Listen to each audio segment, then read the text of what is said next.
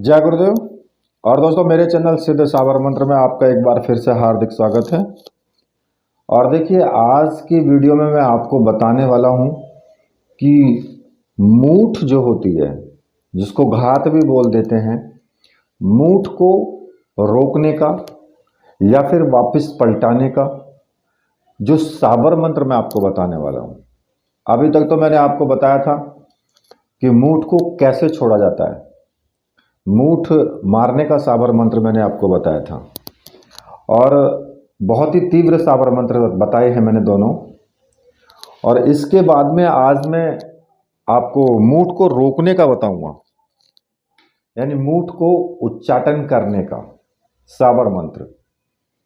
देखिए, जो मूठ होती है, मान लिया कि आपने किसी पर छोड़ी है या फिर किसी और ने किसी भी व्यक्ति पर छोड़ी हो, तो कई बार तो वो दिखाई दे जाती है।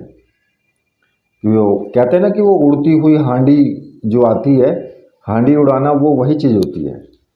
और कई बार ये आती है तो बिल्कुल एकदम अदृश्य भी आती है। लेकिन जो तांत्रिक होता है, जो सामने का व्यक्ति कुछ जानकार है, तो वो समझ जाता है कि भाई मूठ छोड़ी गई है। उसको तुरंत पता लग जाता है, आभास होने लगता है कि तेरे ऊपर कोई क्रिया कर रहा है, क्योंकि जो उसकी नेगेटिविटी है वो उसके शरीर से टकराना शुरू हो जाती है। और जब उसके शरीर से वो नेगेटिविटी टकराना शुरू हो जाती है तो उसका शरीर हरकत में आता है। उसको पता लगने लगता है कि भाई ये नेगेटिविटी आ गई है, तो इसका मतलब कोई कुछ कर रहा है। तो अब ऐसी स्थिति में मूठ को रोका कैसे जाए? क्योंकि कई बार तो लोग क्या करते हैं कि जो मूठ छोड़ते हैं ना, वो कुछ भेंट वगैरह दे करके, या कुछ जैसे कि मांस की बलि या फिर शराब की बलि दे करके, कुछ लोग इस प्रकार से भी छोड़ते हैं। और ये सभी जितने भी इस प्रकार के कार्य आते हैं, ये सभी तांत्रिक अभिचार कर्म के अंतर्गत आते हैं, क्योंकि ये मारण प्रयोग हैं। जितने भी हैं, मूठ छोड़ो या हांडी उड़ाओ या फिर घात, जो भी कुछ बोलते हैं, कहीं कहीं पर थोड़ा भाषा का अंतर है। कहीं घात बोलते हैं, कहीं घायल बोलते हैं, कहीं मूठ बोलते हैं, कहीं कुछ बोलते हैं। एक तरीके से ये कृत्या ही होती है। तो कुल मिलाकर के कोई भी अभिचार कर्म है वो मारण प्रयोग ही होता है। तो अब ऐसे प्रयोग से कैसे बचा जाए या फिर कैसे बचाया जाए? देखिए, एक तो तरीका होता है कि भाई आपको सामने से आती हुई दिखाई दे रही है, तो आप उसको वहीं रोक दोगे, वहीं पर उसको खंडित कर दोगे। लेकिन उसके लिए भी मंत्र साधना तो होनी चाहिए। बिना उसके आप कैसे कर सकते हो? तो यहाँ मैं आपको जो बताऊंगा वही मंत्र साधना मैं आपको बताऊंगा। देखिए, मूठ उच्चाटन का साबर मंत्र है ये। अब उच्चाटन जब नाम आता है तो उच्चाटन का मतलब क्या होता है? किसी को भी किसी सब्जेक्ट से या उद्देश्य से उसके मन को उचाट देना, उच्चाटन होता है। जैसे कोई व्यक्ति रह रहा होता है, किसी जगह पर भी रह रहा है या कुछ काम कर रहा है, और उच्चाटन अगर उसके ऊपर कर दिया जाए तो उसका उच्चाटन का मतलब होता है कि उसका मन उसमें नहीं लगेगा, फिर उसका मन उचट जाएगा, हटा देना किसी चीज़ को। लेकिन यहाँ पर क्या है, मूठ का उच्चाटन है, तो मूठ को ही उच्चाटित कर देना है, उसको हटा देना है। अब जिससे कि सामने वाले की जान बच जाए। अब इसको जो उच्चाटन करेंगे, तरीके बहुत होते हैं उच्चाटित करने के, या इसको रोकने के या वापस करने के। मंत्र भी बहुत सारे होते हैं, बशर्ते कि वो मंत्र सिद्ध होना चाहिए आपका। ऐसा नहीं है कि भाई बिना सिद्धि का मंत्र है और आप उसको उच्चाटित कर दोगे, ऐसा नहीं हो सकता है। और साबर मंत्र तो तीव्र होते ही होते हैं। कई बार तो ऐसा होता है कि जैसे भैरव जी का मंत्र है कोई, या हनुमान जी का मंत्र है, आप उससे भी उच्चाटन उसका कर सकते हैं। जैसे वैदिक मंत्र होते हैं, लेकिन वो सिद्ध होने चाहिए, आपको सिद्धि प्राप्त होनी चाहिए उसकी, तभी आप उस मंत्र से उसका उच्चाटन कर सकते हैं, उसको रोक सकते हैं। अन्यथा आप नहीं रोक सकते। यहाँ पर यह भी डिपेंड करता है कि सामने वाले व्यक्ति की कितनी पावर है, कितना उसने अपना तपोबल लगा करके उस मूठ को भेजा है। यहाँ ये भी मायने रखता है। अगर आपका तपोबल कम है तो फिर 100% वो रुकेगी नहीं, आप कुछ तो रुकेगी लेकिन आपके ऊपर प्रहार फिर भी कर देगी। तो इसलिए अब जो साबर मंत्र हैं, साबर मंत्र जल्दी सिद्ध हो जाते हैं और सटीक वार दिखाते हैं अपना। तो इसलिए साबर मंत्र से उसको उच्चाटन करना बहुत अच्छा रहता है। और खासकर अगर हनुमान साबर मंत्र हो, क्योंकि जितने भी ऐसे कार्य होते हैं इनमें जो तीव्रता के साथ में काम करते हैं वो सारे हनुमान साबर मंत्र जितने भी हैं वो बहुत तीव्रता के साथ काम करते हैं। तो आज मैं आपको यहाँ पर इसी प्रकार का एक साबर मंत्र आपको बताने वाला हूँ। तो अब आपको इसको करना कैसे है वो मैं आपको बता देता हूँ। देखिए, इस साधना को करने के लिए आपको एक रुद्राक्ष की माला की आवश्यकता है बस, जो कि साबरी मंत्रों से सिद्ध और प्राण प्रतिष्ठित हो। अगर आपको ऐसी माला चाहिए तो मैंने व्हाट्सएप नंबर दिया हुआ है वीडियो में, वहां से आप मुझे व्हाट्सएप करके माला प्राप्त आप कर सकते हैं। अब उस माला से आप किसी भी साबर मंत्र को सिद्ध कर सकते हैं, या आप गुरु मंत्र का भी जाप कर सकते हैं, या फिर आप गायत्री मंत्र का भी जाप कर सकते हैं, भगवान शिव के मंत्र का जाप कर सकते हैं। और ऐसी माला आपको कहीं भी जल प्रवाहित नहीं करनी है, वो हमेशा आपको अपने पास ही रखनी है। और अगर धागा टूट भी जाए तो आप उसमें दूसरा धागा डलवा करके उस माला से फिर मंत्र जाप कर सकते हैं। तो ऐसी माला जब आप प्राप्त कर लेंगे, या जिनके पास में पुरानी माला ऐसी रखी हुई है जिन्होंने पहले ले रखी है, उससे भी वो लोग कर सकते हैं। तो जब आप ऐसी माला आपको प्राप्त हो जाएगी तो फिर आप उससे मंत्र जाप करेंगे। अब इसमें मंत्र जाप आपको करना कैसे है, क्योंकि ये जो मंत्र है ना, ये मूठ या फिर मारण प्रयोग जितने भी हैं उनका उच्चाटन करने के लिए ये साबर मंत्र है, और ये बहुत ही उपयुक्त मंत्र है। मैं इससे ज़्यादा तीव्र और प्रभावशाली मंत्र नहीं मानता हूँ, क्योंकि इस मंत्र का प्रभाव आश्चर्यजनक है। ठीक है, आपको क्या करना होगा कि सबसे पहले किसी भी शुभ दिन में आप किसी भी निर्जन स्थान में या एकांत स्थान में कहीं पर भी आपको बैठ के एकाग्र भाव से मंत्र का जाप करना है। अब देखिए, अगर आपके पास में घर पर या कहीं खेत में कहीं पर भी अगर एकांत स्थान है तो वहां पर आपको इस मंत्र का जाप करना है, और ये अर्धरात्रि को ही करना है आपको, यानी रात्रि में ही आप इस मंत्र का जाप करेंगे। सामने हनुमान जी की मूर्ति रख लें, ठीक है। भगवान राम की भी मूर्ति आप रख सकते हैं, या फिर ऐसा भी कर सकते हैं कि भाई राम हनुमान सब एक ही तस्वीर में हो, तो उनकी मूर्ति आप रख सकते हैं सामने। या फिर आप भगवान शिव की भी साथ में रख सकते हैं और गुरु की भी रख सकते हैं। अगर आपके पास मूर्ति की व्यवस्था नहीं है, आप एकांत ऐसी जगह पर साधना कर रहे हो जहां पर आप मूर्ति नहीं रख सकते हो, तो कोई दिक्कत भी नहीं है, बिना मूर्ति के भी आप कर सकते हैं। ठीक है, अब इसमें आपको क्या करना होगा कि एकांत स्थान में आपको जाप शुरू करना है, स्नान आदि करके बिल्कुल एकदम साफ स्वच्छता के साथ में करना है, क्योंकि आप जानते हैं कि हनुमान का मंत्र है और हनुमान जी बहुत ज़्यादा साफ सफाई चाहते हैं, बहुत ज़्यादा शुद्धता होनी चाहिए साधक के अंदर। हनुमान जी का अगर वो साधक है या फिर हनुमान जी की साधना करता है, ठीक है, आपको एक तेल का दीपक जला लेना है। ठीक है, किसी भी दिशा की तरफ मुख करके बैठ जाएं, सामने तेल का दीपक हो और आसन एक होना चाहिए। आसन लाल रंग का डाल लेना, और कपड़े आप कैसे भी पहन सकते हो लेकिन साफ स्वच्छ हो बस। ठीक है, और दूसरा आपकी माला आपके पास होनी चाहिए। ठीक, इसके अलावा और किसी सामग्री की आवश्यकता तो है नहीं, लेकिन अगर आप कर सकते हैं तो जो पूजन है अगर आप व्यवस्था कर लें तो फिर अच्छी बात है। पूजन आप कर सकते हैं, उनको भोग भी लगा सकते हैं। हनुमान जी को भोग भी लगा सकते हैं। तो सर्वप्रथम तो देखिए आपको अपने गुरु की ही पूजा करनी है, जो भी आपके गुरु हैं, जिनको भी आपने गुरु माना है, ठीक है। पहले गुरु का पूजन करेंगे। अब चाहे वो आप मानसिक रूप से करें या फिर आप सामने आपने मूर्ति वगैरह रखी है तो वैसे पूजन करें, भाई टीका लगाएं या पुष्प चढ़ाएं या उनको भोग लगाएं, वो तो आपकी इच्छा है।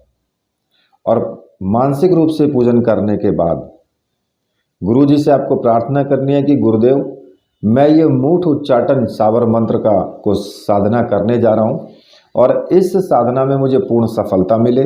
आप मुझे आशीर्वाद दीजिए, आज्ञा प्रदान कीजिए और मेरी रक्षा कीजिए, ठीक है। और अपने गुरु मंत्र का एक माला का जाप आपको करना है। अब वो रुद्राक्ष की माला से ही आप कर सकते हैं, जो हमने दी है माला उसी से कर सकते हैं। और जो भी आपके गुरु हैं, अगर आपने डॉक्टर नारायण दत्त श्रीमाली जी को गुरु माना है तो फिर आप ओम परम तत्वाय नारायणाय गुरुभ्यो नमः इस मंत्र का जाप करेंगे। अगर आपने भगवान शिव को गुरु माना है तो भाई ओम नमः शिवाय इस मंत्र का आपको जाप करना है। और दूसरा मैं आपको यहाँ बता दूं कि देखिए, मारने वाले से बचाने वाला बड़ा होता है।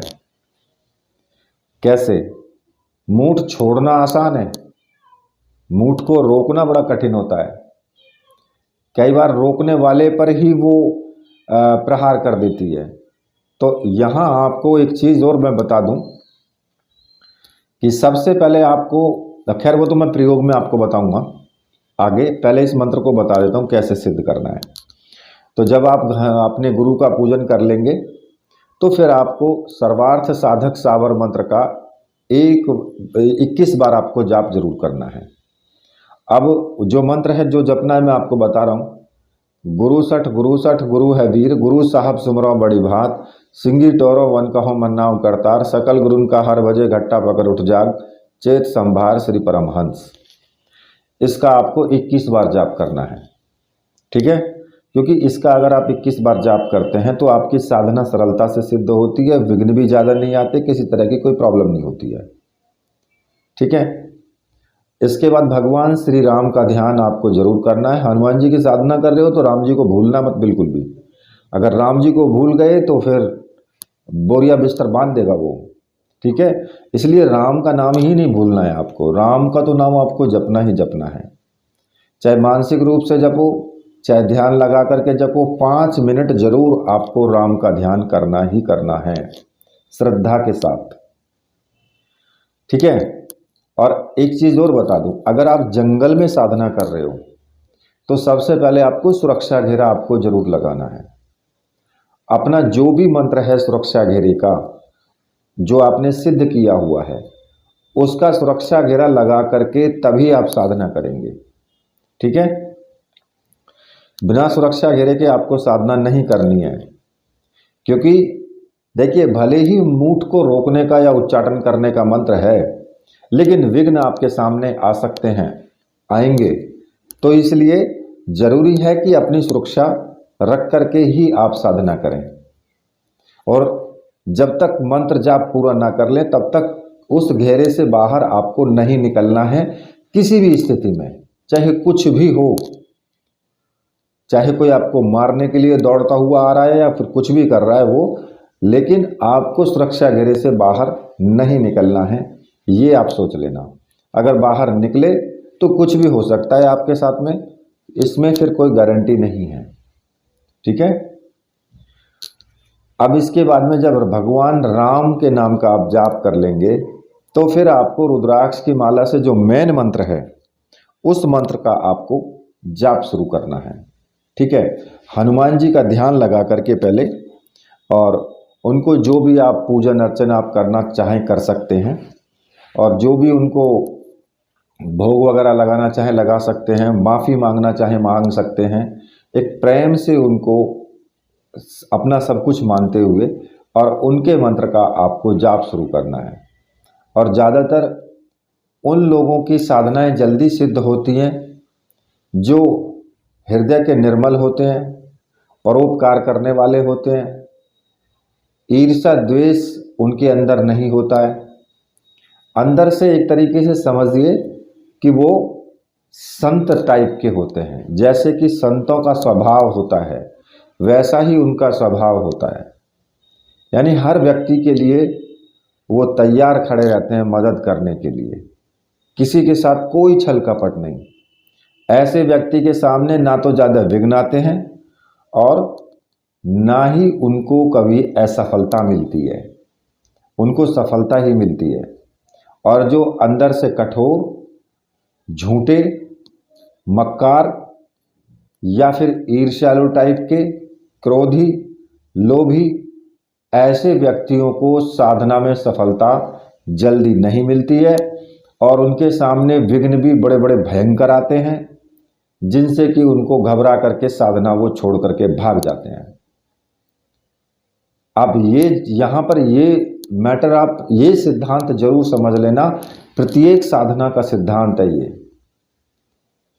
अगर आप मन में अपने में कपट रख करके किसी के साथ में बात कर रहे हो तो 100% आप साधना सिद्ध नहीं कर सकते हो, होगी ही नहीं। ठीक है, अब मैं आपको जो मंत्र मैं आपको बता रहा हूं कि मंत्र जो आपको जपना है, उस मंत्र को आप जब वहां पर बैठ करके एकांत भाव से बिल्कुल एकदम हनुमान जी का ध्यान लगा करके आपको जपना है। मंत्र इस प्रकार से है, ओम नमो आदेश गुरु को, आगे दो झिलमिली पीछे दो नंद, रक्षा सीताराम की रखवारे हनुमंत, हनुमान हनुमंता आवत मूठ करो नौखंडा, साकर टोरो लोहो की फाये वज्र की वाड़, अज्जर कीलें बज्जर कीलें, ऐसे रोग हाथ से ढीले, मेरी भक्ति गुरु की शक्ति, फुरो मंत्र ईश्वर वाचा। ये जो मंत्र है ये आपको 11 माला का जाप करना है। ठीक है, 11 माला होनी ही चाहिए, 11 माला से कम नहीं होनी चाहिए। और ये आपको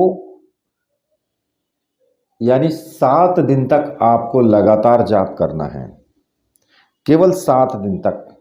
और 7 दिन में आपको इस मंत्र की सिद्धि मिल जाएगी। ठीक है, नियमित रूप से करना है रोज। और देखिए, जब कभी जैसे कि होली हो गया, दीपावली है या फिर ग्रहण पड़ता है, तब भी आप इस मंत्र का जाप कर लें, जिससे कि मंत्र में शक्ति बरकरार बनी रहे। जितना ज़्यादा मंत्र जाप करोगे उतनी ही तीव्रता इस मंत्र के अंदर रहेगी, उतनी ही तेजी से ये काम भी करेगा। ठीक है, तो 11 माला आपको प्रतिदिन जपनी है और उसी स्थान पर रोज उसी टाइम पर जाकर के साधना करनी है। अब कुछ लोग बोलते हैं कि सुरक्षा घेरे का जी हम वहाँ से साधना करके चलें तो सुरक्षा घेरे को कैसे तोड़ें। भैया बता दूं आपको, सुरक्षा घेरा अपने आप टूट जाता है, कोई तोड़ने की ज़रूरत नहीं पड़ती है। ये तो सिर्फ व्यूज़ पाने के लिए कुछ वीडियोज अगर किसी ने बना दिया है तो भैया उसने जो है आपको भ्रमित किया है। क्योंकि जब आप सुरक्षा घेरे के बाहर कदम रख देंगे उसी वक्त सुरक्षा घेरा टूट जाएगा, खत्म हो जाएगा उसी टाइम। तो इसीलिए मैंने पहले भी यही मना किया है कि सुरक्षा घेरे के बाहर आपको कदम नहीं रखना है साधना करते टाइम। कभी डर के भाग लो वहाँ से, क्योंकि ओखली में सर्दी आए तो मूसल का डर नहीं है। जब उसकी साधना करने के लिए बैठ गए हो तो फिर किसी भी प्रकार का कोई भी कैसा भी खतरा आए तो उस स्थिति में आपको बैठना ही बैठना है, वहाँ पर हटना नहीं है। फिर पीछे आगे कदम रख दिया तो पीछे हटाना मर्दों का काम नहीं है फिर। ठीक है, ये तो कायरों का काम है, तो इसलिए पीछे ही कदम नहीं रखना है। फिर दूसरा, जब आप इसकी 7 दिन तक साधना कर लेंगे तो यदा कदा आपने जब भी मन चाहे तब आप इसकी साधना करते रहें। अब वो तो आपके ऊपर डिपेंड करता है कि भाई आप कितना मंत्र जाप इनका करते हो, उसी हिसाब से इस मंत्र की शक्ति पावरफुल रहेगी। और देखिए, जब भी आपको प्रयोग करना हो या जब भी आपको कभी ऐसा लगे कि कोई मूठ या कोई हांडी उड़ती हुई आ रही है, या आपको लगे कि किसी ने एक ऐसा प्रयोग किया है और आपको नज़र आ जाएगी वो, तो फिर आपको क्या करना होगा? सबसे पहले आपको अपने शरीर का बंधन करना है। ठीक है, क्योंकि बंधन करने के या रक्षा साबर मंत्र मैंने बहुत सारे दिए हैं। आप किसी भी साबर मंत्र का आप पहले जिससे रक्षा घेरा आपने लगाया है, मतलब समझ लीजिए जब साधना आपने की है और अपने चारों तरफ सुरक्षा घेरे का इस्तेमाल आपने किया है, उसी मंत्र से पहले आपको अपनी सुरक्षा करनी है। ठीक है, या तो वहाँ सुरक्षा घेरा लगाइए या फिर मंत्र पढ़ करके अपने शरीर पर ही फूंक मार लीजिए, जिससे कि आपके शरीर का बंधन हो जाए। ठीक है, और फिर आपको इस मंत्र से 21 बार इसका या 11 बार इसका जाप करना है। मिनिमम 11 बार कर सकते हैं। ठीक है, 11 बार इस मंत्र का जाप करने के बाद उसकी तरफ या तो फूंक मार दें या फिर थोड़ी सी मिट्टी उठा करके 11 बार मंत्र पढ़ के और उसकी तरफ फेंक दें। ऐसा करते ही मूठ फौरन वापस हो जाएगा, फौरन वापस चला जाएगा वहां से। और अगर मान लिया कि आपकी साधना में कुछ कमी रह गई है, तो हो सकता है कि मूठ आपके ऊपर थोड़ा रुक करके प्रहार करे, मतलब कि उसकी शक्ति तो खत्म हो जाएगी, लेकिन फिर भी अगर शक्ति कम है मंत्र की, तो फिर वो आपकी तरफ बढ़ सकती है। तो जो आपने सुरक्षा घेरे का इस्तेमाल किया है, फिर वो आपकी रक्षा करेगा। ठीक है, तो आपको ये चीज़ ध्यान जरूर रखनी है कि पहले अपना सुरक्षा घेरा जरूर लगाना है, क्योंकि जब बचाने वाला ही सुरक्षित नहीं है तो फिर दूसरे की सुरक्षा क्या कर पाओगे भाई। तो इसलिए अपने आप को पहले सुरक्षित करना है, क्योंकि जब बचाने वाला ही नहीं रहेगा तो फिर क्या मतलब रह गया। जो मरने वाला वो तो मरेगा ही मरेगा। तो इसलिए बचाने वाला पहले अपने आप को सुरक्षित करे, फिर उसके बाद दूसरे का बचाव करे। तो यहाँ पर आपको इस प्रकार से मूठ को, और 100% तो बात यही है कि मूठ वापस ही हट जाएगी। हो सकता है कि वहीं खंड खंड भी बिखर जाएं, तो कुछ नहीं कहा जा सकता है। वो तो आपके ऊपर डिपेंड करता है कि आपने साधना कैसी की है, साधना की शक्ति आपने कैसी प्राप्त की है, तीव्र शक्ति प्राप्त की है या मध्यम शक्ति प्राप्त की है, वो आपकी साधना के ऊपर डिपेंड करता है। क्योंकि बहुत से लोग बोलते हैं कि जी कितने दिन में साधना सिद्ध हो जाएगी, या जी मुझे दर्शन हो जाएंगे। भैया दर्शन ऐसे नहीं होते, दर्शन तो आपके ऊपर डिपेंड करते हैं कि आपने कितने भाव से साधना सिद्ध की है, तभी आपको उसका जो श्रेय मिलता है, उसकी सफलता आपको मिलती है। तो यहाँ पर भी वही बात है। अगर आपने बहुत तीव्रता के साथ में मंत्र में शक्ति प्राप्त की है, हो सकता है कि वहीं पर खंड खंड भी बिखर सकते हैं उसके।